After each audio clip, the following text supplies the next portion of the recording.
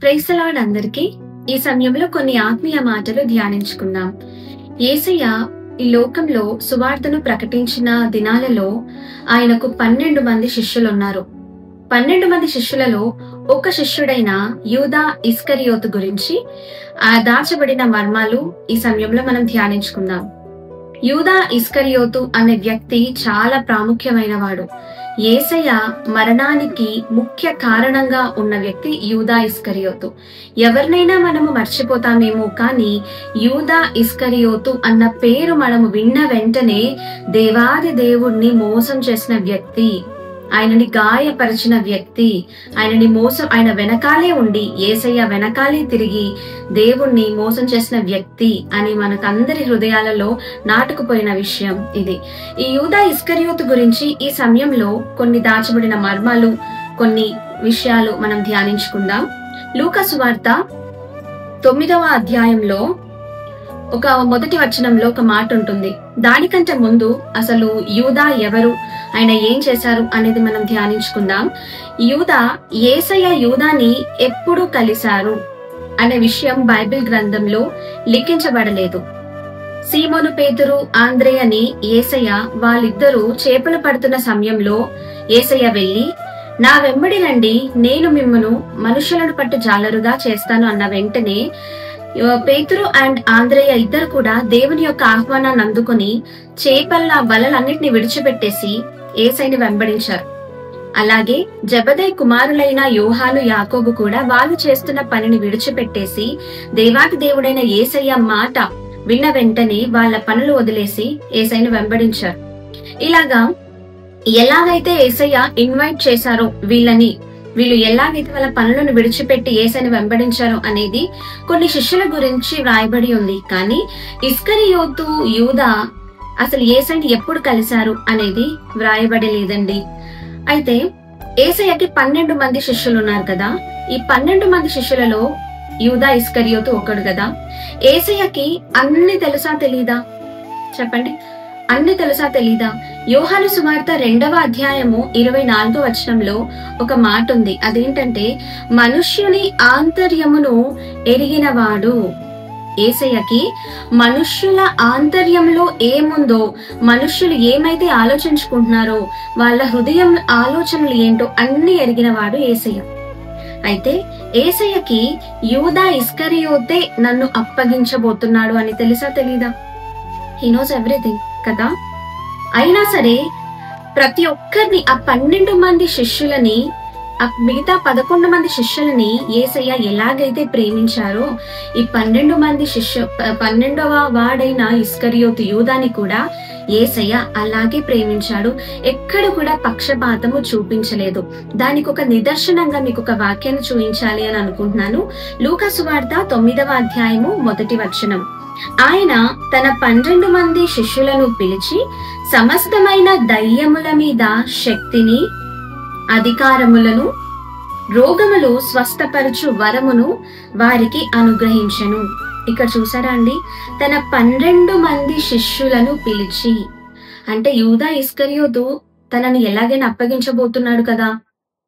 మరి తనకి ఈ అధికారం ఇవ్వాల్సిన అవసరం ఏంటి? యేసయ్యకి రోగములను స్వస్థపరిచే వరం యూదాకి ఇవ్వడం ఎందుకండి?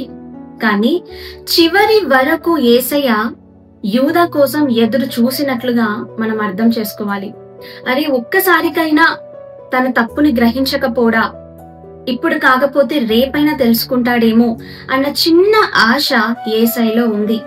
అందుకని తన 11 మంది శిష్యుల్ని ఎలాగైతే తాను ప్రేమించాడో, ఎక్కడెక్కడైతే హై ఇంపార్టెన్స్ 11 మంది శిష్యులకి ఇచ్చారో అక్కడ ప్రతిసారి కూడా, ప్రతి దగ్గర కూడా యూదాని ఎక్కడ కూడా తక్కువ చేసి మాట్లాడినట్టుగా లేదు. ఆయనకి ఎక్కడ కూడా ప్రాధాన్యత తగ్గినట్లుగా యేసయ్య ఎప్పుడు కూడా ప్రవర్తించలేదు అనేది మనకి వాక్యాల్లో చాలా బాగా అర్థమవుతుంది. ఇది ఒక నిదర్శనం. 1వ వచనం, లూకా సువార్త 9వ అధ్యాయం 1వ వచనం. ఆయన తన 12 మంది శిష్యుల్ని పిలిచి, అంటే ఈ 12 మందిలో యూదా ఇస్కరియోతు కూడా ఉన్నాడు. అధికారం ఇవ్వబడింది, దయ్యముల మీద అధికారము ఇవ్వబడింది. అలాగే రోగములను స్వస్థపరిచే వరం అంట. ఎంత గొప్ప భాగ్యము పొందుకున్న వ్యక్తి యూదా ఇస్కరియోతు. కానీ హీ మిస్యూజ్డ్ ఇట్. కానీ దాని చివరి వరకు నిలుపుకోలేకపోయాడండి. యేసయ్య ఎంత ప్రేమమయుడో, ఆయన పక్షపాతము లేని ప్రేమకు ఇది ఒక నిదర్శనం. ఇంకో విషయం చూద్దామండి. ఆయన ఎన్నో ఆశ్చర్య కార్యాలు చేశాడు. యేసయ్య ఎన్నో ఆశ్చర్య కార్యాలు చేశారు. అవన్నీ కూడా కళ్ళకి కట్టినట్లుగా తన సొంత కళ్ళతోనే చూసిన వ్యక్తి యూదా ఇస్కరియోతు. 5 రొట్టెలు 2 చేపల్ని 5,000 మందికి పంచినప్పుడు ఆ గుంపులో ఇస్కరియోతు యూదా లేడా? ఉన్నాడు. అలాగే శిష్యులందరూ కలిసి ఓడలో ప్రయాణం చేస్తున్నప్పుడు గాలి చేత ఆ ఓడ అంతా కూడా అలా పడిపోయే స్థితిలో ఉన్నప్పుడు యేసయ్య తన మాటతో ఆ గాలిని, ఆ తుఫానుని అనగగొట్టిన విషయము జరిగినప్పుడు యూదా లేడా అండి? ఉన్నాడు. ఇస్కరియోతు యూదా ప్రతి ఒక్క ఆశ్చర్య కార్యాన్ని ఆయన తన కళ్ళారా చూస్తూనే ఉన్నాడు, కానీ గ్రహించలేకపోయాడు. ఎంతో మంది యేసయ్య దగ్గరికి వచ్చి కళ్ళు లేని వారు చూపు పొందుకున్నారు. రక్తస్రావం కలిగిన స్త్రీకి ఆశ్చర్యం జరిగింది, అద్భుతం జరిగింది. ఇంకా ఇలా ఎన్నో మంది ఎంతగానో స్వస్థత పొందుకున్న వారు ఉన్నారు. వాళ్ళందరినీ కూడా యూదా ఇస్కరియోతు స్వయంగా చూశాడు. అరే, యేసయ్య ఇంత శక్తివంతుడా, ఇంత గొప్పవంతుడా, ఈయన దేవాది దేవుని కుమారుడా అని గ్రహించలేకపోయాడు. తన వెంటే ఉన్నాడండి. యేసయ్య వెంటే ఇస్కరియోతు యూదా ఉన్నాడు. అయినా సరే గ్రహించలేదు. అయినా సరే యేసయ్య వెనకాలే ఉంటూ యేసయ్యకే వెన్నుపోటు పొడిచిన ముఖ్యమైన వ్యక్తి యూదా ఇస్కరియోతు.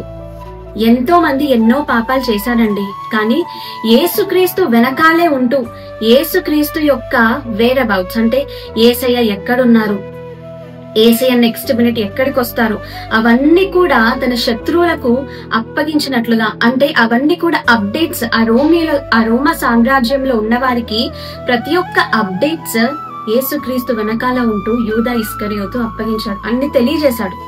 ఎంత ఘోరమైన పని చేస్తున్నాడండి. ఎన్నెన్నో ఆశ్చర్య కార్యాలు కల్లారా చూస్తున్నా కూడా ఆయన మనసులో ఒక గ్రహింపు లేదు. యేసుక్రీస్తు ఒక దైవ కుమారుడు, మరణాన్ని గెలించి పునరుత్థానుడిగా జయించబోతున్నాడు అనేది మాత్రం గ్రహించలేదండి. ఇంకో విషయాన్ని చూద్దాం. యోహాను సువార్త 12వ అధ్యాయం 6వ వచనంలో అసలు ఈ ఇస్కరియోతు యూదా యొక్క క్యారెక్టర్ ఏంటి, అసలు ఆయన మైండ్ సెట్ ఏంటి, ఆయన అసలు ఎలాంటి పనులు చేసేవాడో ఒకసారి చూద్దాము. యోహాను సువార్త 12వ అధ్యాయము 6వ వచనం. వాడిలాగు చెప్పినది బీదల మీద శ్రద్ధ కలిగి కాదు, కాని వాడు దొంగయై యుండి తన దగ్గర డబ్బు సంచి ఉండినందున అందులో వేయబడినది దొంగలించుచు వచ్చును గనుక అలాగు చెప్పెను. 6వ వచనంలో ఎంత క్లియర్ గా వ్రాయబడి ఉంది అంటే ఆయన దొంగయ్య ఉండి అంట. యేసయ్య వెనకాల తిరుగుతూ దొంగలాగానే ప్రవర్తిస్తున్నాడు. తన పాత జీవితాన్ని విడిచిపెట్టాలి. అసలు యాక్చువల్లీ యేసయ్య ఎప్పుడైతే ఆహ్వానించారో, నా దగ్గరికి రా, నాకు శిష్యులుగా ఉండండి అని ఎప్పుడైతే ఆహ్వానించారో, సీమోను పేతురు కాని, ఆంద్రేయ కాని, యోహాను కాని, యాకోబు కాని వాళ్ళ గత జీవితాన్ని విడిచిపెట్టేసి వచ్చారు. కానీ యూదా యేసుక్రీస్తు వెనకాలే తిరుగుతూ దొంగలాగా ప్రవర్తిస్తున్నాడంట. He is behaving like a thief. దొంగలాగా ప్రవర్తిస్తున్నాడు.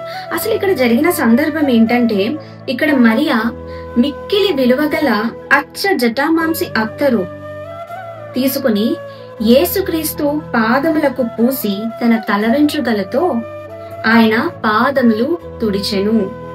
అప్పుడు అందరూ అన్నారు, ఏమనంటే, అరే, ఇంత విలువగల అత్తరు ఎందుకు వేస్ట్ చేసావు, దేశీయ పాదాల మీద వేసి ఎందుకు వేస్ట్ చేసావు, నీకు దాన్ని అమ్ముకుంటే చాలా డబ్బులు వస్తాయి కదా అని అన్న వ్యక్తులలో యూదా ఇస్కరియోతు కూడా ఉన్నాడండి. ఒకసారి కింద చూసినట్లయితే, ఆయన శిష్యులలో ఒకడు అనగా ఆయనను అప్పగింపనయున్న ఇస్కరియోతు యూదా, ఆయనను అప్పగించడానికి సిద్ధంగా ఉన్న ఇస్కరియోతు యూదా ఇది జరిగిన వెంటనే ఆ స్త్రీతో ఏమంటాడంటే, ఈ అత్తరు ఎందుకు 300 దేనారములకు అమ్మి బీదలకు ఇయ్యలేదు అంటే యేసయ్యని అభిషేకించడం వ్యర్థం అంటున్నాడు యూదా ఇస్కరియోతు. యేసయ్యను ఎందుకు అభిషేకించావు, అంటే అక్కడ దేవుడు ఆమెని సన్మానించాడు. నన్ను అభిషేకించిన స్త్రీ ఈమె అని ఒక మాట అన్నారు. బీదలు ఎల్లప్పుడూ మీతో కూడా ఉందురు గాని నేనెల్లప్పుడూ మీతో కూడా ఉండను అని చెప్పెను. అలాగే 7వ వచనంలో, కాబట్టి యేసు నన్ను పాతిపెట్టు దినమునకు ఆమెను దీన్ని ఉంచుకొననీయుడి అని చెప్పినట్లుగా చూస్తున్నాం. యూదానేమో డబ్బులని నువ్వెందుకు వేస్ట్ చేస్తున్నావు, ఈ అత్తరుని ఎందుకు వేస్ట్ చేస్తున్నావు, ఈ అత్తరు అమ్మిన డబ్బులతోని బీదలకి నువ్వు హెల్ప్ చేయొచ్చు కదా అని ఏదో బీదలకి అని అంటున్నాడు, కానీ ఆయన ఒక దురుద్దేశము కలిగి ఉన్నాడు అని మనకి స్పష్టంగా అర్థమవుతుంది. అప్పుడు యేసయ్య వెంటనే అంటారు, బీదలు మీతో ఎప్పుడు ఉంటారు కానీ నేను ఉండను కదా అని ఇండైరెక్ట్ గా చెప్పిన సందర్భం ఇది. ఆయన ఎంత దొంగ లాగా ప్రవర్తిస్తున్నాడో, యేసయ్య వెనకాలే ఉంటూ ఆయన ఎటువంటి మనస్సు కలిగి ఉన్నాడో మనకి అర్థమవుతుందండి ఈ వాక్యం ద్వారా. ఇంకొకటి ఏంటంటే, ఒక బాధ కలిగించే విషయం ఏంటంటే, దేవుడైన యేసయ్య ఈ యూదాని ఎంతగానో నమ్మాడు. అది ఎలానో ఈ విషయం ద్వారా ఈ వాక్యం ద్వారా మీకు తెలియజేస్తాను. తన దగ్గర డబ్బు సంచి ఉండినందున, యూదా దగ్గర డబ్బు సంచి ఉంచబడింది. అంటే జనరల్ గా మన దగ్గర ఒక 1,00,000 రూపాయలు ఉన్నాయనుకోండి, 1,00,000 రూపాయలు ఎందుకు, ఒక 10,000 ఉన్నాయనుకోండి, రోడ్ మీద ఎవరికి కనిపిస్తే వాళ్ళకి డబ్బులు ఇచ్చి జాగ్రత్తగా ఉంచండి అంటామా? లేదు కదా. మనకి ఎవరైతే నమ్మకంగా ఉంటారో, మనకి ఎవరైతే నమ్మకస్తులుగా అనిపిస్తారో వాళ్ళ దగ్గరే మనకి కావలసినటువంటి డబ్బులు ఉంచుతాము, లేదా మన దగ్గర ఉన్నటువంటి విలువైన వస్తువులు నమ్మకస్తుల దగ్గరే ఉంచుతాం కదా. మరి ఇక్కడ ఒక డబ్బు సంచి యూదాకి ఇవ్వబడింది. యాక్చువల్లీ చరిత్ర గ్రంథాలు ఏం చెప్తున్నాయంటే, ఈ డబ్బు సంచి ఆయన సొంత డబ్బుకు సంబంధించింది కాదు, ఆ శిష్యులకు అందరికి కలిసిన డబ్బు, అలాగే యేసుక్రీస్తు ఈ గ్రూప్ అందరికి సంబంధించిన ఒక డబ్బు సంచి అంట. అది నమ్మకంగా యేసయ్య ఆ పనిని ఇస్కరియోతు యూదాకి అప్పగిస్తే ఆయన ఏం చేస్తున్నాడో తెలుసా అండి? తన దగ్గరికి నమ్మకంగా వచ్చిన డబ్బుని ఏం చేస్తున్నాడంటే, తన దగ్గర డబ్బు సంచి ఉండినందున అందులో వేయబడినది దొంగలించుచూ వచ్చెను గనుక అలాగూ చెప్పెను. అంటే అందులో వేయబడిన డబ్బు అంతా కూడా దొంగలివ్వడం ఆయన చేసే పని. యేసయ్య ఎంత నమ్మాడండి యూదా ఇస్కరియోతుని. అందుకేనే కదా ఆ డబ్బు సంచిని ఆయన దగ్గర ఉంచాడు. అలాగే శిష్యులందరూ కూడా నమ్మారు కాబట్టే కదా యూదా ఇస్కరియోతు దగ్గర ఆ డబ్బు సంచిని ఉంచింది. కానీ ఆయన అది కూడా గ్రహించలేదు. ఎంత నమ్ముతున్నారో గ్రహించలేదు, యేసయ్య ఎంత ప్రేమిస్తున్నాడో గ్రహించలేదు. అయినా సరే వెనకాల ఉంటూ నేను యేసయ్యని అప్పగించాలి, నాకు ఇంకా డబ్బులు వస్తాయి, నాకు ఇంకా సిల్వర్ కాయిన్స్ వస్తాయి అని ఇంకా దురుద్దేశంతోనే ఆలోచిస్తున్నట్లుగా మనం చూస్తున్నాం. ఇంకో విషయం అండి, లూకా సువార్త 22వ అధ్యాయము 3వ వచనంలో మనం చూసినట్లయితే, సాతాను వానిలో ప్రవేశించెను అన్నమాట మనం చూస్తున్నాం. లూకా సువార్త 22వ అధ్యాయము 3వ వచనం, అంతటా 12 మంది శిష్యుల సంఖ్యలో చేరిన ఇస్కరియోతు అనబడిన యూదాలో సాతాను ప్రవేశించెను. మరి అక్కడ యూదానే కాకుండా 11 మంది శిష్యులు కూడా ఉన్నారు. అలాంగ్ విత్ యూదా ఇస్కరియోత్ మిగతా 11 మంది శిష్యులు కూడా ఉన్నారు. కానీ అపవాది అందరినీ వాడుకోవడానికి ట్రై చేస్తూ ఉంటాడండి. కానీ ఎప్పుడు అయితే మనం కంట్రోల్ ఇస్తామో అప్పుడే అపవాది మనలోకి రావడానికి శక్తి కలిగి ఉంటాడు. ఇక్కడ వీళ్ళెవ్వరు కూడా అపవాదికి అవకాశం ఇవ్వలేదేమో. కేవలం ఈ దురాలోచన దురాశ ఈ ఇస్కరియోతు యూదాకి ఉంది కాబట్టి దాని యొక్క వాడుకగా చేసుకున్నాడు అపవాది. ఆ అపవాది వెంటనే ఇస్కరియోతు యూదాలోకి ప్రవేశించాడు. చూసానండి, మనలో ఏదన్నా దేవునికి నచ్చని ఆలోచన కానీ, దేవునికి నచ్చని ఆశ కానీ, ఏదన్నా సరే దేవునికి నచ్చనిది మనలో ఉంటే దాన్ని సాకుగా తీసుకొని అపవాది మనలోకి ప్రవేశించడానికి ప్రయత్నిస్తూ ఉంటాడు, మన జీవితంలోకి ప్రవేశించడానికి ప్రయత్నిస్తూ ఉంటాడు. యూదా జీవితంలోకి సాతాను ప్రవేశించింది. ఆయన జీవితము ఎలా అయిపోయిందో మనము ఇప్పుడు కొద్ది క్షణాల్లో చూద్దాం. ఇంకా కొన్ని వాక్యాల ద్వారా మీకు ఇంకా క్లియర్ గా వివరిస్తాను. తర్వాత 4వ వచనంలో చూసినట్లయితే, గనుక వాడు వెళ్లి ఆయనను వారికి ఎలాగూ అప్పగించవచ్చునో దానిని గూర్చి ప్రధాన యాజకులతోనూ అధిపతులతోనూ మాట్లాడెను. అందుకు వారు సంతోషించి వానికి ద్రవ్యమియ్య సమ్మతించిరి. వాడు అందుకు ఒప్పుకొని జన సమూహము లేనప్పుడు ఆయనను వారికి అప్పగించుటకు తగిన సమయము వెదుకుచూ ఉండెను. యేసయ్య వెనకాలే ఫాలో అవుతున్నాడు. యేసయ్య ఎక్కడికి వెళ్తే అక్కడికి వెళ్తున్నాడు. ఎన్ని అద్భుత కార్యాలు చేసినా సరే ఆయన టార్గెట్ యేసయ్య కాదు. ఆయన టార్గెట్ యేసయ్యని అప్పగించడం. ఆయన గురి యేసయ్య కాదు. ఎంతో మేలులు పొందుకుంటున్నాడు ఇస్కరియోతు యూదా. యేసయ్య వెనకాల ఉండడం వల్ల చాలా మంది ప్రశంసిస్తూ ఉండొచ్చు. ఎన్నో ఆశ్చర్య కార్యాలు యేసయ్య చేస్తున్నారు. ఈయన ఎంతగానో చూస్తున్నాడు, ఎంతో ఆనందిస్తూ ఉండొచ్చు. కానీ ఆయన వెనకాల ఉన్నటువంటి ఆలోచన వేరేది. యేసయ్య వెనకాలే తిరుగుతున్నాడు, కానీ నేను ఎప్పుడెప్పుడు యేసయ్యని అప్పగించాలి అని తగిన సమయము కోసం వెతుకుచూ ఉన్నాడంట. అపవాది దీన్ని ఒక చొరవగా తీసుకుని యూదా యొక్క జీవితంలోనికి ప్రవేశించి ఆయన జీవితం మొత్తం నాశనం చేశాడు అపవాది. ఇంకో వచనాన్ని చూద్దామండి. యోహాను సువార్త 13వ అధ్యాయము 27వ వచనం. 13వ అధ్యాయము 27వ వచనంలో ఏముందంటే, డైరెక్ట్ గా యేసయ్యనే మాట్లాడాడు యూదాతో. అయినా సరే యూదాకి ఆ గ్రహింపు రాలేదు. ఆ వాక్యాన్ని ఇంకోసారి చదువుతున్నాను. వాడు ఆ ముక్క పుచ్చుకొనగానే సాతాను వానిలో ప్రవేశించెను. యేసు, నీవు చేయుచున్నది త్వరగా చేయుము అని వానితో చెప్పెను. అప్పుడు కూడా గ్రహించలేదండి యూదా. డైరెక్ట్ గా యేసయ్య మాట్లాడడం జరిగింది. గొప్ప భాగ్యం. అసలు యేసయ్య నుండి డైరెక్ట్ గా మాట్లాడడం అనేది గొప్ప భాగ్యం. అది పొందుకున్నాడు యూదా. అప్పటికన్నా గ్రహించవచ్చు కదా. యేసయ్య అరే అవును, నా గురించే చెప్తున్నాడు కదా, నాకు ఇటువంటి ఆలోచన ఉంది కాబట్టే యేసయ్య నాతో ఈ మాట చెప్పాడు కదా, నేను ఇప్పటికన్నా మారాలి, నన్ను క్షమించండి యేసయ్య అని అప్పటికి కూడా క్షమాపణ కోరట్లేదు. నీవు చేయుచున్నది త్వరగా చేయుము అని వానితో చెప్పగా, ఆయన ఎందు నిమిత్తము అతనితో అలాగు చెప్పెనో అది భోజనమునకు కూర్చుండిన వారిలో ఎవనికిని తెలియదు. అలాగే 30వ వచనంలో చూస్తే, వాడు ఆ ముక్క పుచ్చుకొని వెంటనే బయటికి వెళ్ళను. అప్పుడు రాత్రి వేళ. అంటే ఆ ముక్క పుచ్చుకున్న వెంటనే యేసయ్య ఎప్పుడైతే ఆయనతో చెప్పారో, యూదాతో చెప్పారో, నువ్వు చేయుచున్నది త్వరగా చేయు అంటే పశ్చాత్తాప పడడానికి బదులుగా, క్షమించమని అడగడానికి బదులుగా వెంటనే ఆ ప్రెజెన్స్ నుంచి వెళ్ళిపోయాడంట.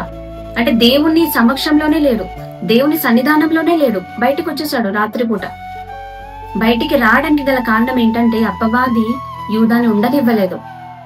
అపవాది ఆ యూదాని కంట్రోల్లోకి తీసేసుకుంది. యూదా కూడా గ్రహించలేక, క్షమించమని అడగలేక ఎన్నో ఇబ్బందులు పడడం మనం ఆఖరిగా చూద్దాం. వెంటనే దేవుని దగ్గర నుంచి వెళ్ళిపోయాడండి. ఆ క్షణంలో కొంచెం రియలైజేషన్ వచ్చుంటే చాలా బాగుండేదేమో అని అనిపిస్తూ ఉంటుంది. వెంటనే ఆ ముక్క ఏంటంటే బల్ల. మనము మంత్లీ వన్స్ అని బల్ల ఆరాధనలో పాలుపంపులు పొందుతూ ఉంటాం కదా. ఎంతో నిష్టగా పాలుపంపులు పొందాలి అని అనుకుంటూ ఉంటాం, ఆయన రక్తం, ఆయన శరీరం అని. కానీ ఆయన ఏ భయం లేకుండా, ఏ ఉద్దేశం లేకుండా ఊరికని తీసుకొని బయటికి వచ్చేస్తాడు. అంటే ఆయన ఆలోచన వేరు. ఆయన ఆలోచన అంతా కూడా దేవుడు చేసే త్యాగం ముందు లేదు. దేవుణ్ణి ఎలా అప్పగించాలి, ఏం చేయాలి, అదంతా కాన్సన్ట్రేషన్ చేస్తూ చేస్తూ చేస్తూ దేవునికి దూరంగా వెళ్ళిపోయాడు. దూరంగా వెళ్ళిపోయి వెంటనే బయటికి వెళ్ళెను అని వ్రాయబడి ఉందండి. యేసయ్య ఎంత డైరెక్ట్ గా చెప్పినా కూడా వినలేదు, గ్రహించలేదు, నమ్మలేదు యేసయ్యని. అలాగే యూదా యొక్క పాదాలను కడిగాడు యేసయ్య. ఈ వాక్యం ఎక్కడుందంటే యోహాను సువార్త 13వ అధ్యాయము 5వ వచనం. యేసయ్యకి అన్ని తెలుసు కదండి. మన జీవితంలోనే మనల్ని ఎవరైనా మోసం చేశారు అనంటే, మనల్ని ఎవరైనా, మన గురించి ఎవరైనా తప్పుగా మాట్లాడారు అనంటేనే మనం చాలా కృంగిపోతాం. లేదంటే వాళ్ళకి ఏదన్నా చేయాలి, వాళ్ళని అసలు క్షమించే మనసు మనకు ఉండదు. అంత మోసం చేస్తారా, మీరు నన్ను అంత మోసం చేస్తారా అని వాళ్ళని అనకుండా ఉండలేం. ఒకానొక సందర్భంలో మనం ఉండలేం. అసలు వాళ్ళకి ఏదన్నా ఒకటి జరగాలి అని అనుకుంటాం. లేదంటే మాటల ద్వారానో దేని ద్వారానో ఒక్క మాట కూడా అనకుండా మనం ఉండలేం. కానీ యేసయ్య యూదా ఇస్కరియోతు పాదాలను కడగడం గొప్ప విషయం అండి. ఎంత గొప్ప విషయం అంటే అది ప్రపంచంలో ఎవ్వరూ చేయలేరు. దివిలో కానీ భూమిలో కానీ ఎవ్వరూ చేయలేరు అంత గొప్ప పని. యూదా ఇస్కరియోతు అప్పగించడానికి సిద్ధమవుతున్నాడు.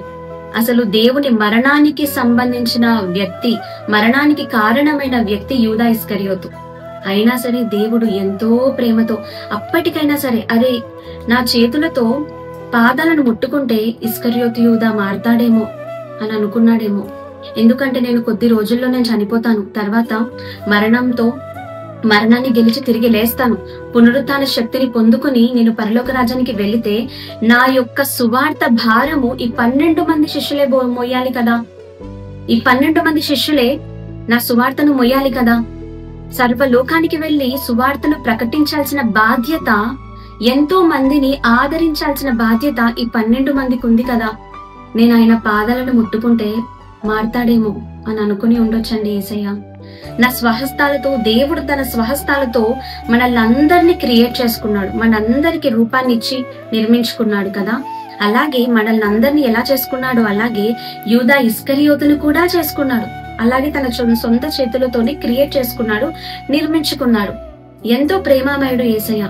అప్పటికి కూడా పాజిటివ్ గానే ఆలోచిస్తున్నాడు యేసయ్య. ఇప్పటికైనా నువ్వు నా దగ్గరికి వస్తే నేను సిద్ధంగా ఉన్నాను నిన్ను పిలుచుకోవడానికి, నా కుమారునిగా నిన్ను స్వీకరించడానికి నేను సిద్ధంగా ఉన్నాను అని యేసయ్య తన మనసులో అనుకున్నాడు. కానీ పాదాలు కడిగినా కూడా ఆయనకి ఒక హృదయం అనేది మారలేదండి యూదా ఇస్కరియోతుకి. చాలా బాధాకరమైన విషయం. మిగతా శిష్యులందరూ కూడా రెస్పాండ్ అయ్యారు, అయ్యో దేవా మీరు నా పాదాలు కడగడం ఏంటి అని సీమోన్ పేతురు అన్నట్లుగా మనం చూస్తున్నాం.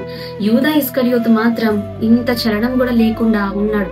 ఇవన్నీ మనసులో ఉన్న యూదాకి. కానీ అప్పగించడమే నా గురి, అప్పగించడమే నా ఫైనల్ డెస్టినేషన్ అని అనుకున్నాడు. కానీ యేసయ్య ప్రేమలో మాత్రం ఎలాంటి మార్పు రాలేదండి. మీరు గమనించాలి, ఆయన తన చేతులు తన పాదాలు పట్టుకోవడం చాలా గొప్ప విషయం. ఎంత దీనత్వం కలిగిన ఒక దేవుణ్ణి మనం కలిగి ఉన్నామో మనం చాలా ధన్యులం, అర్హులం. దేవునికి మహిమ కలుగును గాక. ఇంకో విషయాన్ని చూద్దామండి. యేసయ్య ఆయనని చెలికాడా అని పిలిచాడు.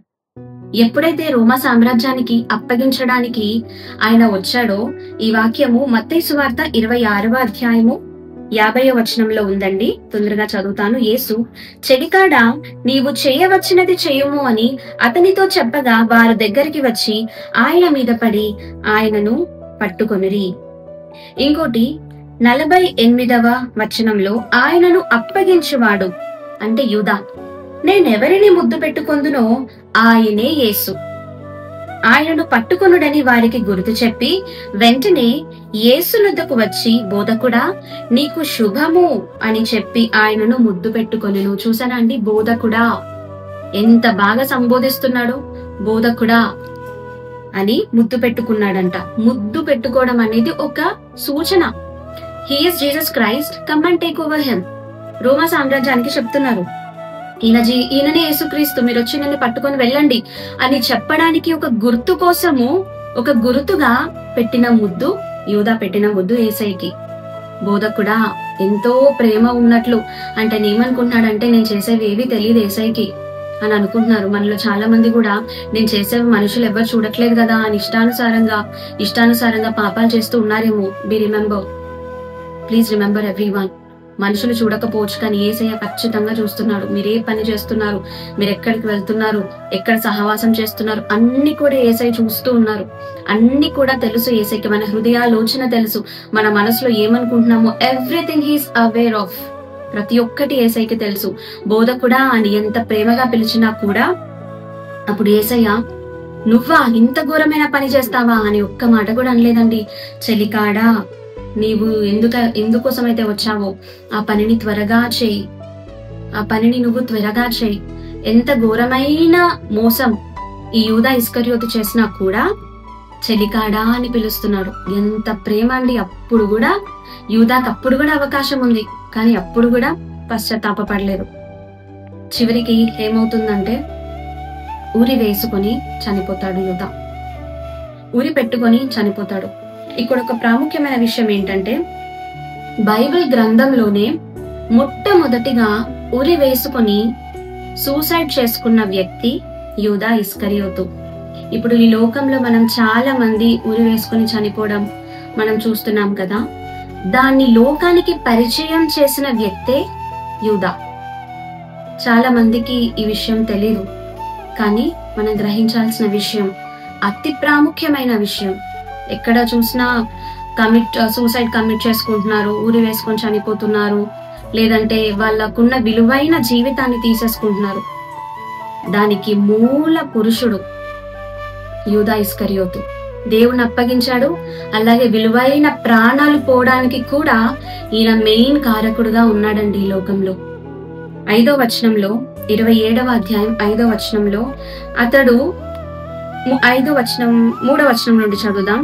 అప్పుడు ఆయనను అప్పగించిన యూదా ఆయనకు శిక్ష విధింపబడగా చూచి పశ్చాత్తాపపడి ఆ 30 వెండి నాణెములు ప్రధాన యాజకుల యొద్దకును పెద్దల యొద్దకును మరలా తెచ్చి, నేను నిరపరాధుని రక్తమును అప్పగించి పాపము చేసితినని చెప్పెను. వారు దానితో మాకేంటి నీవే చూసుకొనమని చెప్పగా, అతడు ఆ వెండి నాణెములు దేవాలయంలో పారవేసి పోయి ఉరి పెట్టుకొనెను. చూసారండి, అంతవరకు ఆయన తప్పించితే డబ్బు కోసమే కదా. డబ్బు సంచి కూడా తన దగ్గర ఉంచుకున్నాడు యూదా.